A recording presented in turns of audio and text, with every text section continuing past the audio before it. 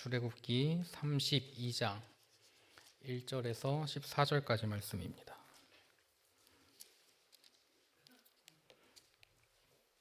제가 가진 성경으로 구약 131쪽입니다. 오늘 말씀 저와 여러분의 순서로 함께 교독하겠습니다. 백성이 모세가 산에서 내려옴이 더딤을 보고 모여 백성이 아론에게 이르러 말하되 일어나라 우리를 위하여 우리를 인도할 신을 만들라. 이 모세 곧 우리를 애굽 땅에서 인도하여 낸 사람은 어찌 되었는지를 알지 못함이니라.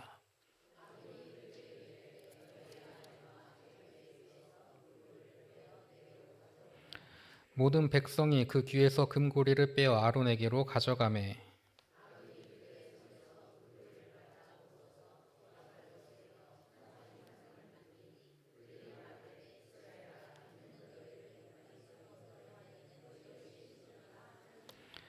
아론이 보고 그 앞에 제단을 쌓고 이에 아론이 공포하여 이르되 내일은 여호와의 절일이니라 하니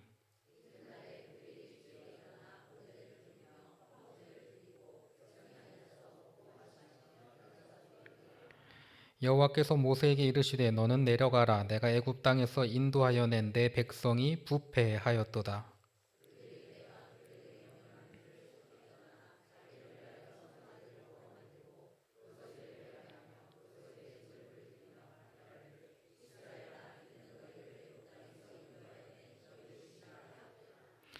여호와께서 또 모세에게 이르시되 내가 이 백성을 보니 목이 뻣뻣한 백성이로다.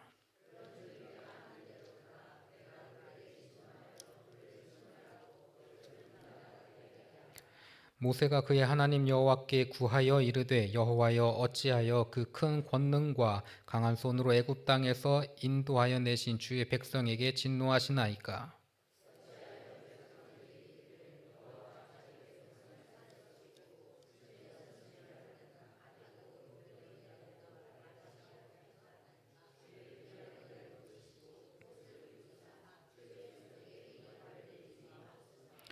주의 종 아브라함과 이삭과 이스라엘을 기억하소서. 주께서 그들을 위하여 주를 가리켜 맹세하여 이르시기를 내가 너희의 자손을 하늘의 별처럼 많게 하고 내가 허락한 이 온 땅을 너희의 자손에게 주어 영원한 기업이 되게 하리라 하셨나이다.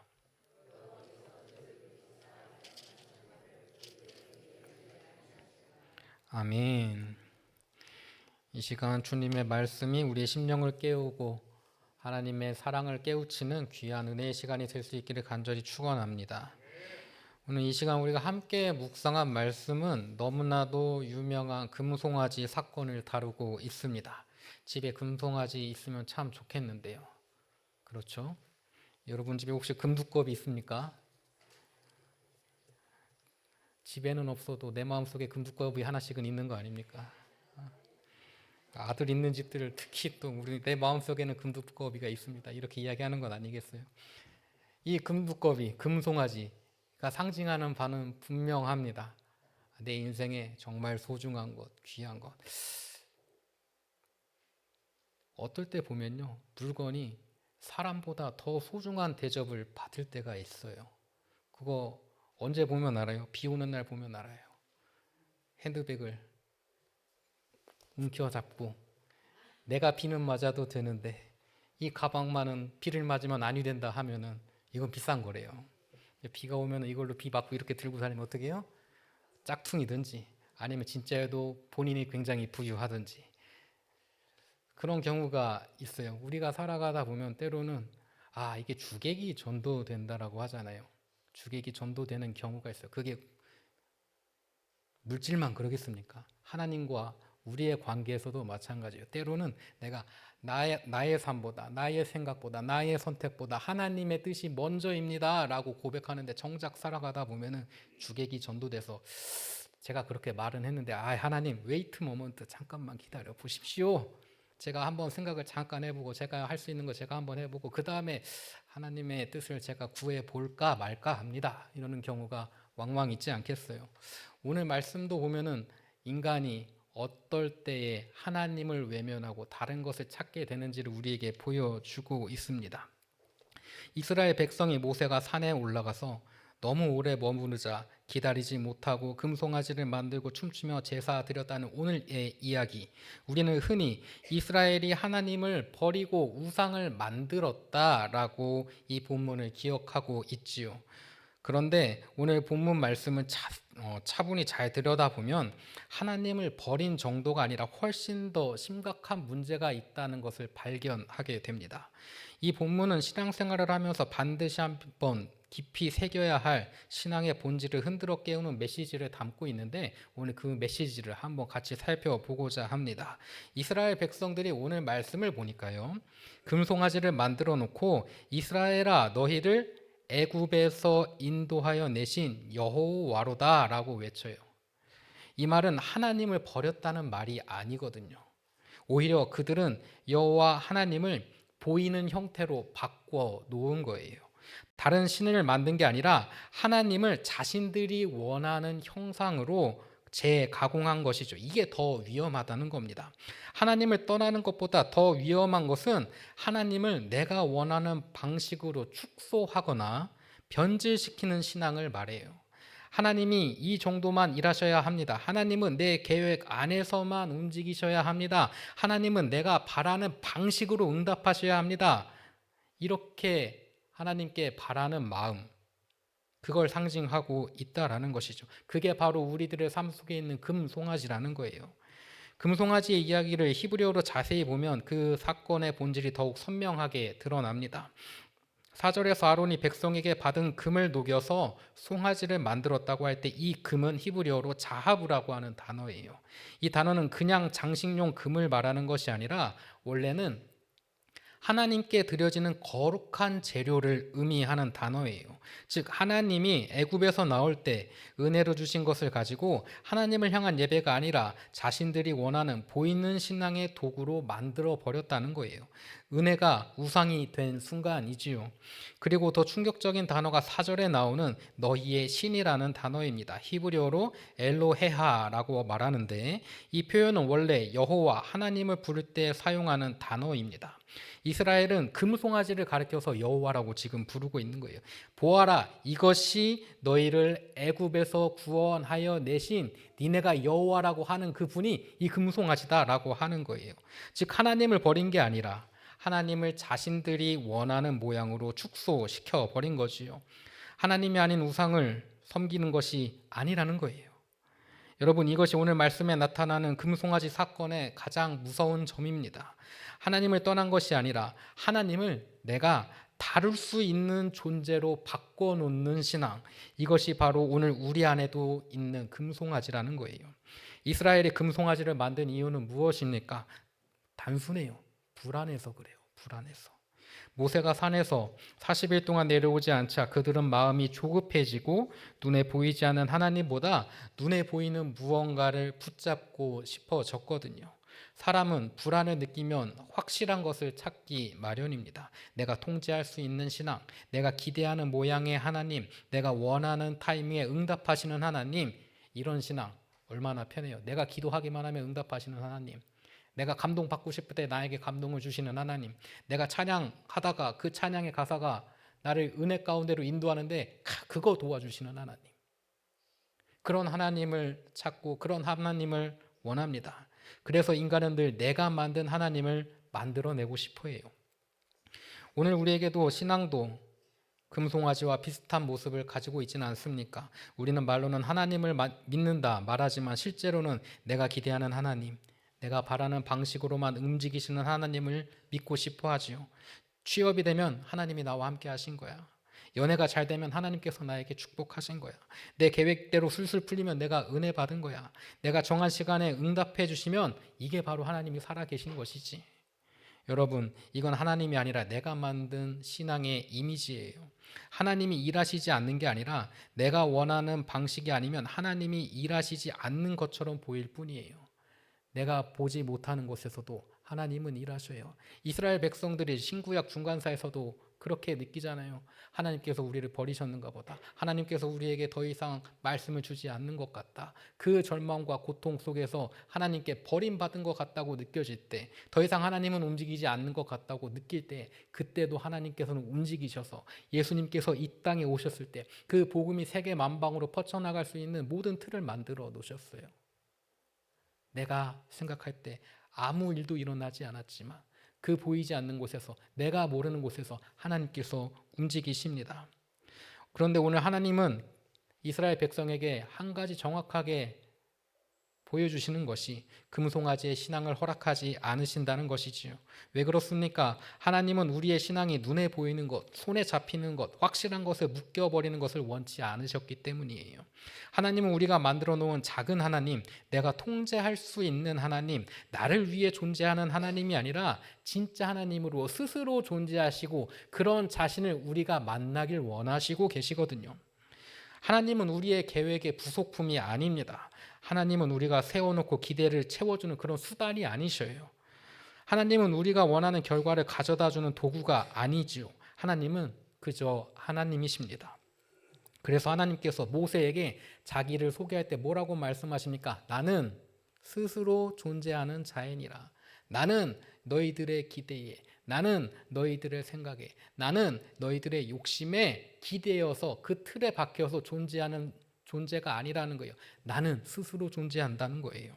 이스라엘은 금송아지를 만들어서 하나님을 보이는 신으로 만들고 그 한계를 재단하려고 했지요. 눈에 보이는 모습이 있어야만 신앙이 편했고 기다리지 못하는 불안한 마음을 달래고 싶었어요. 그런데 하나님은 그들의 방식대로 움직이지 않으셨습니다. 하나님이 금송아지를 깨뜨리신 이유는 단순한 분노 때문이 아니라 인간이 만든 허상 안에 갇혀 있는 허신을 믿지 않도록 깨뜨리신 거예요. 우리가 십계명에 보면은 나 외에 다른 신을 섬기지 말라 이렇게 되어 있거든요. 근데 우리 교회에 다니다 보면 뭐라고 얘기합니까? 하나님만이 유일하신 신입니다. 하나님입니다. 여호와만이 유일하신 하나님입니다. 이렇게 고백하잖아요. 그럼 그 외에 다른 신이 없어야 되는데. 근데 십계명 보면은 나 외에 다른 신을 섬기지 말라고 하잖아요. 그럼 그 신은 뭐예요? 그 신은 뭐예요? 우리 가끔 드라마나 영화 보면은 막 절박하고 막 소원의 기도 제목이 너무나 절박할 때 하나님이든 부처님이든 신부님이든 성부님이든 귀신님이든 뭐든 내 기도 좀 들어주세요. 그렇게 기도하는 모습을 왕왕 보게 되잖아요. 하나님만이 유일하신 분이라고 하는데 나 외에 다른 신을 섬기지 말라고 하는 이 말뜻은 뭡니까? 우리가 말하는 허신을 이야기합니다. 존재하지 않는데 우리가 있다고 믿는 것. 그거 어디 보면 알아요? 로마에 보면 알아요. 로마에 보면 만신전이라고 있거든요. 신을 10,000개를 모아놨어요. 근데 그 중에 정말 그들을 구원하고 그들의 삶을 깨우치고 그들의 삶을 변화시키는 신은 없었어요.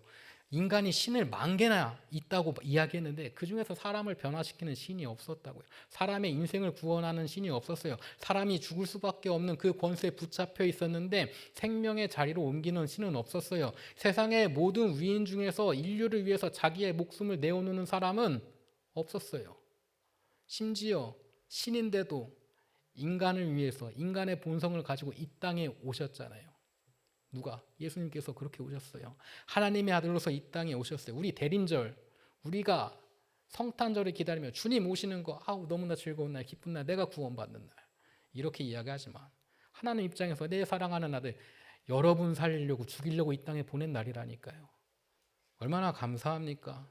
얼마나 감사합니까? 우리는 그냥 좋지요. 그래서 막 성탄절 트리에다가 반짝반짝 우리 교회 입구에도 반짝반짝하지만 입장 바꿔 생각해보면 예수님께서는 죽기 위해 내려오셨거든요. 그리고 그 위기를 태어날 때부터 겪으셨어요. 태어나자마자 헤롯 왕이 그냥 군대를 보내가지고 잡아서 어떻게 해야 되네 저째야 되네 좋은 곳에서 태어나지도 못하시고 이 세상에서 가장 낮은 곳 마국간에서 말구에 누이신 분이 예수님 아니셨어요. 저 고귀하신 분이 우리를 위해서 그 모든 것을 감내하시고 이 땅에 오셨습니다. 그런데도 우리는 그걸 바라보지 못해요. 내가 생각하는 예수 그리스도, 내가 생각하는 메시아의 상을 만들어 놓고 때로는 권위 있으신 분, 때로는 능력 있으신 분, 그 능력을 보여주지 못하면 나 혼자 실망하고 나 혼자 믿음이 약해지고 때로는 그 가르침이 나의 삶과 맞지 않아서 그 가르침 다른 사람한테 주시고 저한테는 건너뛰어 주십시오. 교회에서 하나님 말씀 들을 때 한 귀로 듣고 한 귀로 빼는 경우가 어찌나 많은지 여러분 앞으로 설교 들을 때 한쪽 귀에다가 귀마개를 끼고 들으시길 바랍니다. 그래서 그 말씀이 한 귀로 듣고 한 귀로 빠져나가는 것이 아니라 여러분 마음속에 깊이 새겨지길 원해요. 저는 예전에 보면은 그 설교 말씀 열심히 잘 들으셔갖고 메모 열심히 하시는 분들 보면 참 대단한 것 같은데 예전에 그런 경우가 있어요. 그거 가지고 참 시험 들게 하는 사람이 있었거든요. 여러분 말씀을 잘 적어서 기록하는 것도 중요한데 제일 중요한 건 뭐예요? 여러분 마음밭에 새기는 거예요. 그 말씀 마음밭에 새기는 거예요. 마음판에 새기는 거예요. 그렇게 했을 때 나의 삶이 변한다고 하거든요. 여러분 그 이 말씀이 똑같은 말씀이어도 상관없어요. 그 말씀이 때에 따라서 환경에 따라서 새롭게 나에게 다가올 때가 있습니다. 오늘 주시는 말씀이 여러분에게 그런 말씀이 되었으면 좋겠어요.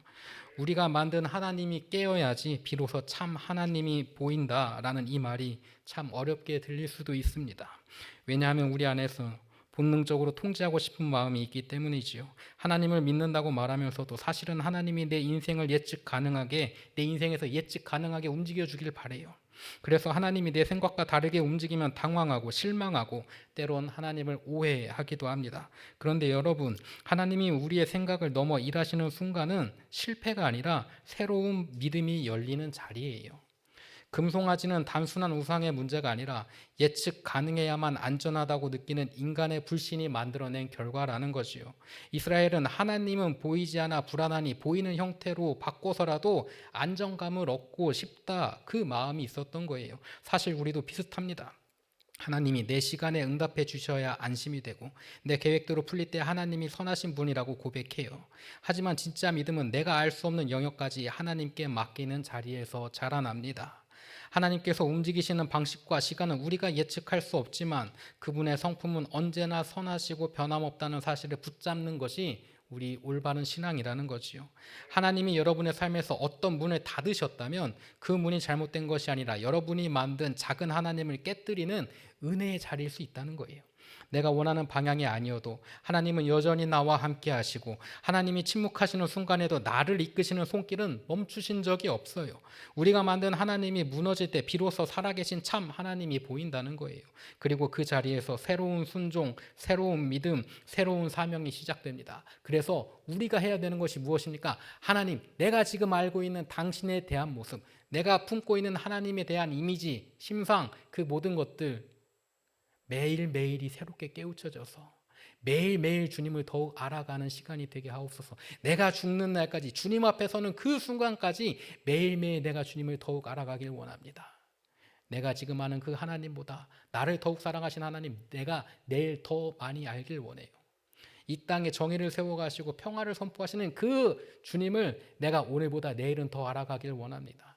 나의 부족한 것, 나의 연약한 것, 주님 붙잡아 주시고 어제보다 오늘보다 내일이 더욱 믿음이 발전하고 성장하고 주님께서 보시기에 아름다운 자녀가 되길 원합니다. 이 고백이 저와 여러분의 입술의 고백이 되길 바랍니다. 이스라엘에게 있어서 가장 큰 비극이 무엇이었을까? 누군가는 광야 생활이 비극이 아니었을까요? 이렇게 이야기할지 모르지만 가장 큰 비극은 하나님을 잃어버린 것이 아니라 하나님을 마음대로 재해석한 신앙이 굳어졌다는 것일 거예요. 그래서 하나님은 금송아지를 부수고 모세를 다시 부르시거든요. 그리고 다시 말씀하십니다. 다시 언약을 세우자. 나는 너를 버리지 않노라. 이 얼마나 자비하신 하나님이셔요. 그 큰 죄를 지은 이스라엘 백성들을 다시 구원의 자리로 부르셔요. 내가 다시는 너를 포기하지 않을 거야. 내가 너를 버리지 않을 거야. 네가 나를 오해하고 나에게 죄를 짓더라도 네가 마음을 돌이켜 나에게 돌아오기만 한다면 나는 너를 버리지 않아. 여러분, 우리의 삶에서 주님을 향한 방향이 때로는 미끄러져서 옆으로 삐끗할 때가 있지요. 그럴 때일지라도 항상 매일같이 올바른 방향을 가고자 하는 마음이 여러분의 마음속에 있다면 그 마음이 여러분의 삶의 방향을 붙잡아서 온전히 하나님 앞으로 이끌 줄 믿습니다. 그렇게 되면 내가 조금 멀리 돌아왔더라도, 내가 돌풀에 걸려서 막 뒹굴러가지고 옷에 막 진흙이랑 많이 묻어 있다고 하더라도 주님께서 어떻게 하셔요? 안아주셔요. 받아주셔요. 용서해 주셔요. 탕자의 비유를 보면 아버지가 집 나갔다 온 아들이 아주 그냥 거짓골을 하고 왔는데 어떻게 합니까? 뛰어가서 안아주고 잔치를 열어주고 손가락에 있던 가락지를 빼가지고 그 아들의 손가락에 끼워줍니다. 그 아들 어떤 아들이었어요? 아버지가 그냥 미리 죽는다 생각하고 그 재산 주세요 이랬던 아들이에요. 불효자 중에 이런 불효자가 없었다고요. 그럼에도 불구하고 내가 너를 자녀 삼았으니 내가 너를 마지막까지 포기하지 않으리라. 하나님께서 우리에게 그렇게 말씀하십니다. 우리 대림절 기간 주님의 오심을 간절히 구하고 주님께서 부어주실 은혜를 간절히 구하지 않습니까?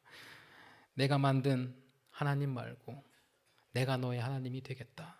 너의 방식이 아니라 내 방식으로 너의 인생을 내가 이끌어 가겠다. 너의 시간표가 아니라 내 시간표로 너를 세워가겠다. 주님께서 우리에게 그렇게 말씀하십니다. 오늘 이 예배 시간 주님께서 우리에게 선포하신 그 말씀처럼 내 마음속에 있는 금송아지를 이제 깨트리고 온전하신 하나님, 참 하나님, 진리 하나님을 내 마음속에 품을 수 있길 바랍니다. 그 주님께서 우리를 사랑하셔서 독생자 아들을 이 땅에 보내셨고 우리를 위해서 십자가에서 그 모진 고통을 겪으셨으며 옆구리에 창도 찔려서 피도 흘려가고 목마름에서 고통받고 그 모든 어려움과 배신당하는 아픔까지 겪어가시면서 인간이 모두가 두려워하는 죽음의 과정을 견뎌내셨어요.